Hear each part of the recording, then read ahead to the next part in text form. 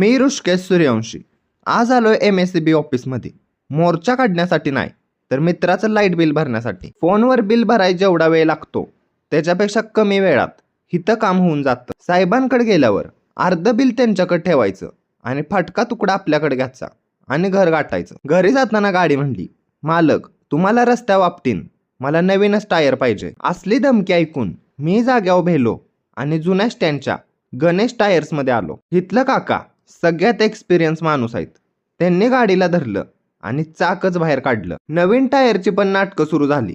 म्हणलं आंघोळच पाहिजे, तेला धरला आणि टपातल्या पाण्यातच बुचकळून काढला. हाच आहे आमच्या पाटणचा झेंडा चौक, जो सोमवार नसल्यामुळं शांत होता. घरी जातानाच विचार आला की आज जर जोरात पाऊस झाला तर मी एकटाच फिरायला जाणार. देवानं प्रार्थना ऐकली.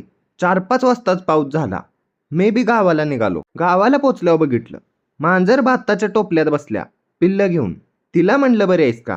ती म्हणली शटाप. मांजरानं अपमान केला. माझं डोसकं सटकलं.